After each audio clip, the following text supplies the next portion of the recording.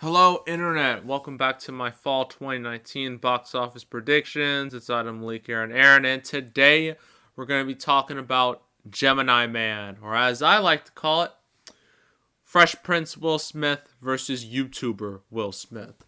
We're going to talk about its pros and cons when it comes to its box office, so let's get to it. Pros.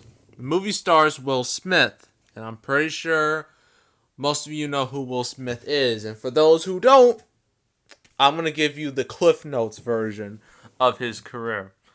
So he started out in TV with a hit show called The Fresh Prince of Bel-Air. He then transitioned into film, and he got up to a pretty decent start with Bad Boys. But then after that, he quickly entered, blockbuster territory with hits such as Independence Day, Men in Black. Sure, after that, he kind of hit a bit of a rough spot. Wild Wild West. But eventually, by 2002, he managed to find his footing. And from 2002 to 2008, he was on an absolute hot streak, as I'm about to show you.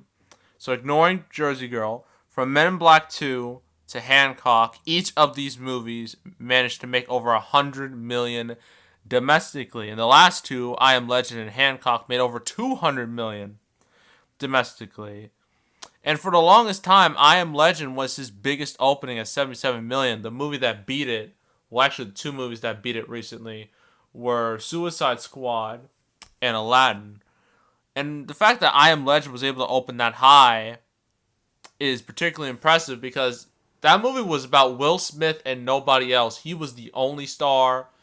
It was similar to how in the movie Castaway, it was basically just Tom Hanks by himself. Well, technically he had a volleyball with him, but it was mostly him by himself. And the same thing happened with I Am Legend. So that just shows you that Will Smith had some legitimate star power. He can sell a movie just from his name alone. That's significant. Right? And this is directed by Ang Lee. Right? He's made several hits, that you probably have heard of. Crouching Tiger, Hidden Dragon, Brokeback Mountain, Life of Pi, a movie I personally love. So, he has success. Both Will Smith and Ang Lee have both had a decent amount of success in their careers. And also there's a lack of action films in the market, so it doesn't have to worry about any real competition. Any movie that's trying to steal its thunder, except, Joker. And this is where all the pros end, and this is where all the cons begin. So, the whole gimmick around this movie is, you got Will Smith, and he's facing off against a clone, who is a younger version of him. And I'm just like, wait a minute. That reminds me a little too much of Looper, except Looper had time travel elements to it. It's kind of the same thing, but unlike Looper, at least Looper's advertising, Gemini Man's advertising was just weak. It lacked energy. It didn't feel exciting. It didn't feel like an event. And for a movie that costs $138 million, it better be marketed as an event, as something you have to see. And I know some of the commercials I've seen recently, on YouTube, they say, the effects, just the CGI on, the motion capture for the clone of Will Smith, the younger clone of Will Smith. That's the real selling point. But, a gimmick like that can only go so far. Okay, mocap can only go so far. I mean, I remember when Hollywood was making movies entirely out of mocap. Movies like The Polar Express or Final Fantasy: The Spirits Within, Beowulf, Christmas Carol, Mars Needs Moms. And that was so unsuccessful. Incredibly it was very unsuccessful because, one, they all entered the uncanny valley, and two, they were all super expensive to make, that whole subgenre pretty much died. So, personally, I don't think it's a good idea to have mocap be your gimmick, because it's just not smart. Just ask Mars Needs Moms. Um, and going back to Will Smith, fortunately, after Hancock, his career went on a pretty violent downturn. I mean, 7 Pounds was an underperformer. Men in Black 3 did okay, but then he got After Earth, which was an absolute bomb. And some would say the A-bomb of his career. And even Will Smith agrees that that movie was a massive mistake. And then after that, he had Focus, which only did modest. Concussion, which bombed. Suicide Squad, which did great, but that was an ensemble piece, so it doesn't really count. And then Collateral Beauty, which thought would be actually, I find it funny that both Concussion and Collateral Beauty thought it would be a brilliant idea to open up against a Star Wars movie. It turns out it wasn't. Both movies failed. And he recently had Aladdin, but that movie was going to succeed due to, Aladdin being a very strong brand for Disney. And, of course, Will Smith's genie was the main source of a lot of the conversations surrounding that film. But that movie was going to do well pretty much no matter what. But Gemini Man doesn't have a strong brand to rely on. Instead, it has to deal with a 20-year-old script that was just kind of flung around in Hollywood. And names, I'm looking this up. Names such as Mel Gibson, Clint Eastwood, Harrison Ford were attached to this thing. But the reason why they didn't make it back then is because the technology wasn't up to par. And considering how 90s CGI looked, yeah, I can agree with that. But from what I've heard from critics, particularly people like Jeremy Jahns, Chris Stuckman, two people I trust, they say the CGI it's not as good as the makers of this movie think it is. So that's a problem. That's another problem. This movie has a script that's been thrown around for so long and has so many writers. And just a heads up, if you ever look at a movie and if there's more than 2 writers, that's a red flag.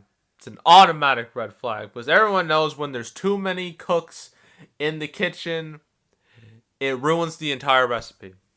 That's just how it is. And Ang Lee, I mean, sure, as I mentioned, he made Life of Pi, he made Brokeback Mountain, he made Crouching Tiger, Hidden Dragon. But this man also made Hulk. Hulk, the infamous Hulk movie that no one likes to talk about. Yeah, I mean, I can watch that movie. I don't hate it, personally, but a lot of people don't like it because it's way too boring, and Ang Lee it's clear Ang Lee didn't know the source material of that movie, which, caused the movie to suffer and caused audiences to get alienated, and the movie tanked. So yeah, maybe Ang Lee's just isn't really good at this blockbuster thing, now that I think about it. So yeah, that's that. Oh, and Jared Bruckheimer, how can I forget him? He was also, just like Will Smith and Ang Lee, very successful back in the day. I mean, look at this. Look at all these movies that made over $100 million. Black Hawk Down, Pearl Harbor, Armageddon, The Rock, Con Air, Top Gun. Wow, this dude's been in the industry a long time. But then, and then, of course, the Pirates of the Caribbean movies. But after that, his career just tanked. I don't know what happened. Maybe people just stopped caring about him, which is probably true. But yeah, it was bad. So yeah, this movie really has nothing going for it at all. Because even the things that I did say, it has going for it, they're not entirely positive. So this movie's gonna bomb. That's what I'm saying. This movie, there's a very, very high chance this movie's gonna fail, at least domestically. It could still be saved overseas, because Will Smith is a draw overseas. But I wouldn't count on it. Especially since you have Joker just dominating all over the world right now. So my weekend prediction for Gemini Man, 20 million or less. That's what I'm saying. Less than 20 million opening weekend, and domestically overall, probably around 50 to 60 million, which is a truly terrible result for a movie that cost 138 million dollars. So, yikes. It's likely gonna rank among some of the biggest flops this year. Movies like Dark Phoenix, Men Black International. What else? Hellboy. uh, Trying to think. Dumbo, I guess. Yeah, it's not looking good at all for this movie. So that's Gemini Man. Next up, it's gonna be a rather quick video because why do I even want to talk about this? We're gonna be talking about Jexy, the movie that everyone's so excited about. Yeah. Sometimes I question why I even do these videos because of movies like Jexy. But anywho, that is all. Make sure to subscribe, like this video, leave a comment. If you want to go check out my other predictions for the fall, I have a playlist for those. I have past playlists for summer. I still have to do my September recap.